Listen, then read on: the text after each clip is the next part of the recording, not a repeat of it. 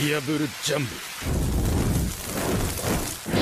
Yo les bros, c'est Goji, j'espère que vous allez bien. Alors petit aparté avant le début de cette vidéo, il faut savoir que c'est la deuxième partie des questions One Piece qui sont parues la semaine dernière. Vous savez, normalement je mets 10 questions donc par vidéo. Or dans la dernière vidéo, c'était déjà tellement long que j'avais décidé de couper donc les parties en deux. Donc voilà, vous regardez la deuxième et la dernière partie du coup de cet épisode. Et donc on va commencer tout de suite, je vous remercie d'avoir cliqué sur cette vidéo et je vous dis donc à plus tard. Première question de Aedzaz Ashraf. J'ai une question qui me trotte la tête. Quels seront les combats finaux de Wano? Est-ce que Luffy aura des alliés versus Kaido? Est-ce que Zoro et Sanji vont affronter des commandants de Kaido? Et quid de Big Mom? Quid ou Kid?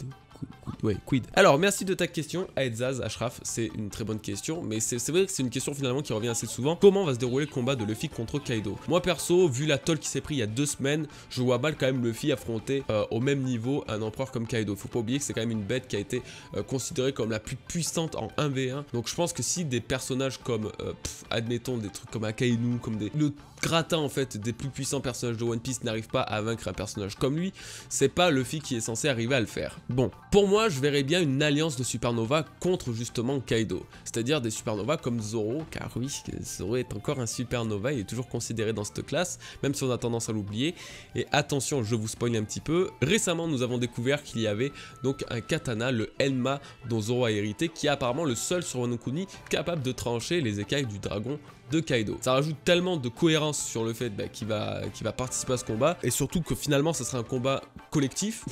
Donc oui, pour moi ça me semble logique et indéniable que Kaido se fera battre éventuellement par toute une alliance de pirates. Après t'as tout ce qui est des mecs comme Eustace Kid qui par exemple eux ont été, Eustace Kid et Killer qui ont été les seuls mecs à porter leur coronesse devant lui lors de son introduction dans le chapitre 795, et donc qui se sont pas pliés à la volonté de l'empereur entre guillemets et qui l'ont combattu. Donc ce type, ces deux types je pense qu'ils seront aussi sur le côté alliance Luffy contre Kaido. T'as éventuellement des mecs comme Hawkins et Drake, parce que même s'ils sont dans l'équipage de l'empereur, faut pas croire, les supernovas ne sont pas là pour rien. On sait que Drake c'est un cas un petit peu particulier maintenant, mais généralement les supernovas sont là pour quand même découvrir le One Piece. Ils ont été liés à la grande ère de la piraterie, etc.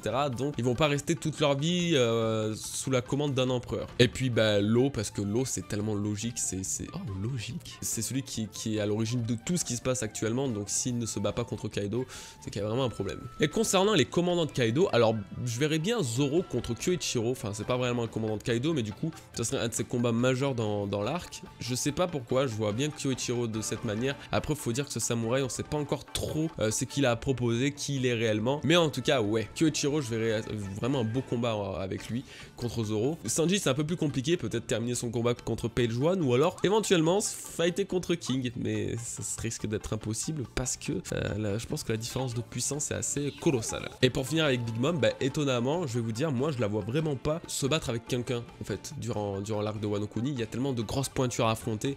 Déjà un seul empereur c'est une galère internationale. Déjà rien qu'un commandant d'empereur comme Katakuri, ça a été vraiment le combat principal d'un arc comme Whole Cake. Je dois avouer que j'ai vraiment du mal à imaginer une Big Mom qui va se lier vraiment à la bataille et se battre en fait avec un des pirates qu'on a pu proposer, que j'ai pu vous parler précédemment. S'il y a combat, ça sera dans un autre arc, éventuellement celui d'Elbaf, ça serait cool, mais là dans Wano Kuni je pense que ça sera vraiment axé sur Kaido. Alors Tanguy vit chez ses parents.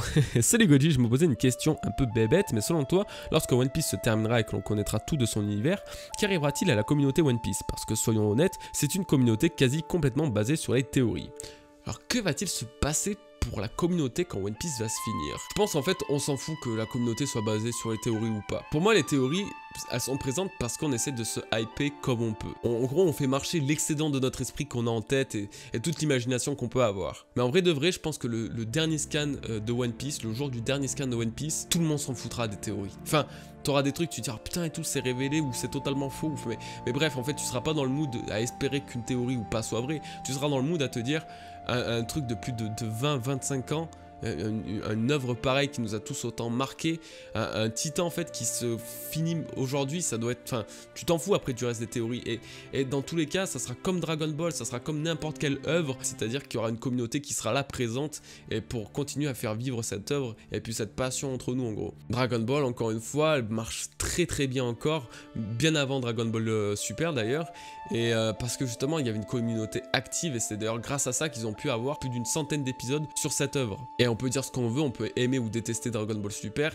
c'était quand même un nouveau contenu de fans en fait qui attendaient ça depuis des années, donc certains ont kiffé, certains ont détesté. En vrai c'est exactement comme ce que disait Oda à travers Iluluk. Un homme ne meurt réellement que lorsqu'il est oublié, et je pense qu'avec One Piece ce sera la même chose, il se finira réellement le jour où en fait on aura oublié cette œuvre, et c'est je pense très peu probable. Et One Piece sera jamais oublié, c'est un truc qui marquera la légende, et peu importe les théories, peu importe la fin, bref ça sera toujours autant d'actualité je pense, surtout dans notre communauté en tout cas. Voilà. Merci de m'avoir foutu le bad, d'avoir pensé à la fin de One Piece. Merci beaucoup, arigatou gozaimasu. Ok, donc deuxième question de Kirua Zoldyck. Salut Goji, super travail, continue comme ça, merci poto. Penses-tu que Oda va faire des couples à la fin pour que Luffy ait un enfant et lui transmette son chapeau? Si oui, quels seraient les potentiels couples? Ah ouais, ça encore une question qui revient assez souvent. Un enfant pour Luffy, ça serait en vrai très cool. La famille des Monkey D perdure. Même par la suite, même lorsque Garp et Dragon mourront, même Luffy de toute façon. Donc ouais, je verrais bien un enfant pour Luffy étonnamment. Par contre pour la transmission du chapeau, je pense pas que ce soit vraiment nécessaire que Luffy donne à son fils. Bah typiquement en fait, de ce qu'on a pu voir, le chapeau de paille, de la façon dont il a été hérité, ça a jamais été... Enfin on sait pas s'il y a des liens familiaux entre par exemple Luffy et Roger, ou Shanks et Roger, ou Shanks et Luffy. Mais en tout cas il n'y a pas de relation père-fils. Il y a une relation père-fils un peu emblématique parce que c'est des mentors, parce que Roger était le mentor pour Shanks, etc. En gros, voilà, c'est pas Ace qui a hérité du chapeau de Roger qui de base était son père. Donc je pense que Luffy le donnera aussi tout simplement à quelqu'un, et je pense notamment au bébé que Makino a eu durant l'ellipse. Donc là, il y a beaucoup de théories encore. Est-ce que c'est le fils de Shanks? C'est ce que je pense. Est-ce que c'est le fils de Sabo, de Ace? Bref, il y a plein de trucs. Mais c'est vrai que moi, je verrais plus quelque chose comme Luffy donne son chapeau à une autre génération, à quelqu'un qui n'est pas réellement de son sang à lui. Alors pour ce qui est des couples dans One Piece, c'est assez compliqué. Je pense qu'entre les Mugiwara, il n'y en aura pas. C'est peut-être affirmé, c'est peut-être même sûr. Par contre, on a vu qu'il y avait quelques romances qui s'étaient dessinées, notamment récemment. Bon, déjà, de base, t'as Usopp et Koya, il me semble. Je veux pas me tromper, j'oublie toujours son prénom. Alors, peut-être il y a voilà, Usopp, Koya. Il y a éventuellement aussi Pudding Sanji qui a été vraiment le véritable couple, même marié de One Piece. Donc, oui, c'est vraiment un couple là que je vois pour le coup perdurer à l'avenir. T'as le fameux Luffy Hancock. Il y a matière à débat, mais ça reste pour l'instant le couple le plus probable. Et puis, éventuellement, des choses comme Zoro Iori par exemple. C'est des couples potentiels et qui peuvent réellement... Voilà, parce qu'il faut pas croire non plus que les Mugiwara resteront sans vie sentimentale, entre guillemets. À la fin de One Piece, sans doute, il y aura bien une autre génération, comme je le disais, à venir. Cette génération sera faite sans doute des enfants de ces Mugiwara, justement. Donc, voilà, c'est comme ça que je le vois. Et pour les autres, je sais absolument pas. C'est vrai que dans le... Ah aussi, il y avait Chopper avec une minx, je me rappelle jamais de son prénom, une minx sur Zoo, qui avait eu un petit crush, donc...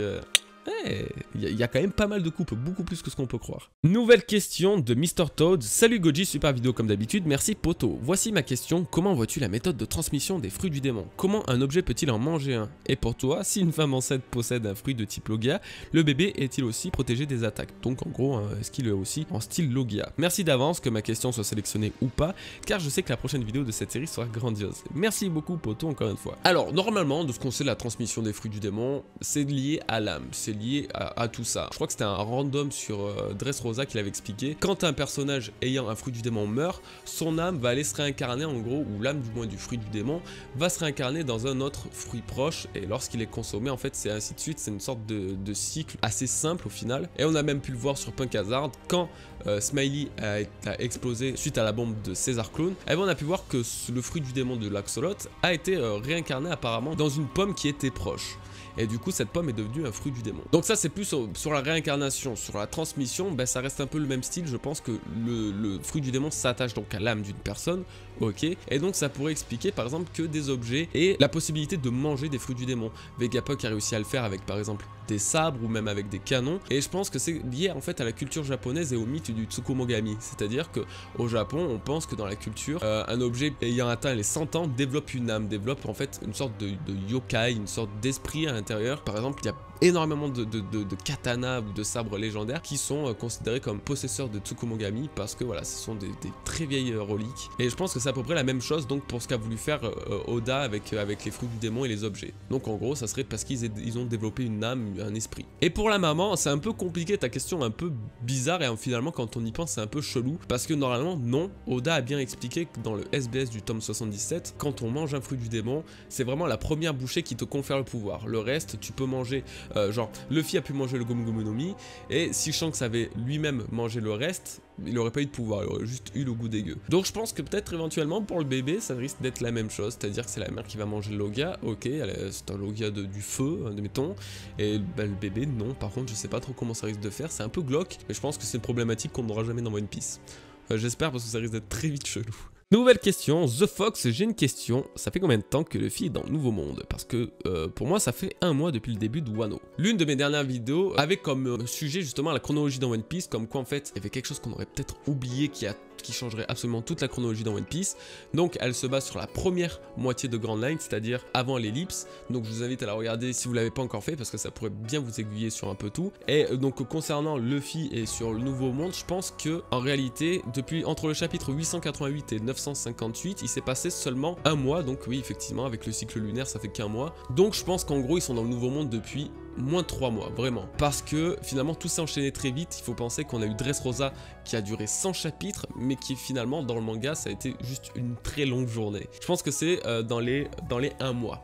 Dans les moins de 3 mois, pas plus. Après, peut-être, la chronologie dans One Piece c'est très compliqué et on a très peu de repères, donc c'est vraiment pas facile de...